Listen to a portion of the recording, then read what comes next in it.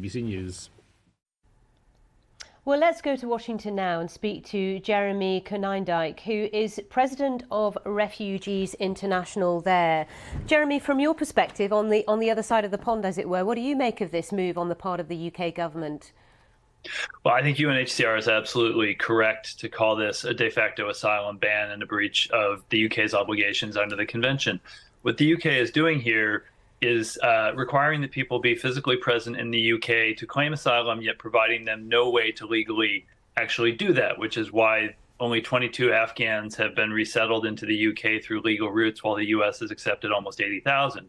And I think that's emblematic of the sort of catch-22 situation that the UK government seems to be very intentionally creating for refugees here.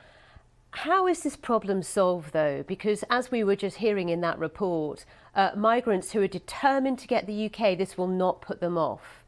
Many who were interviewed yesterday in Calais by our reporter Lucy Williamson were saying, we're prepared to do anything to get to the UK. Even the thought of being put on a plane and heading to Rwanda will not stop us.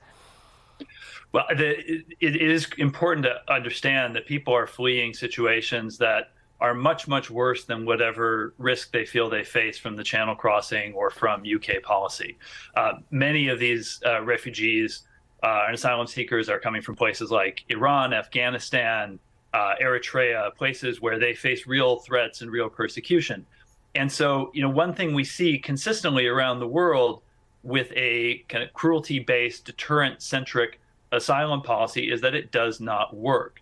And so as you impose more and more cruel and more draconian measures, and those measures fail, it just requires governments to continue upping the ante. And I think the only way out of this is to create safe and legal routes for people to access and claim asylum.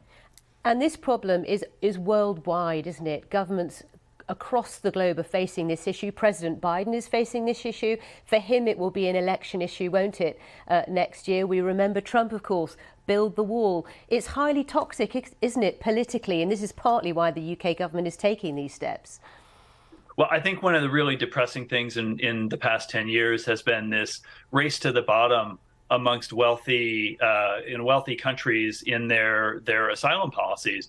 And it's laughable, frankly, to say that countries like the US or the UK could not accept more refugees when you consider that 1 in every 5 people who lives in Lebanon today is a Syrian refugee.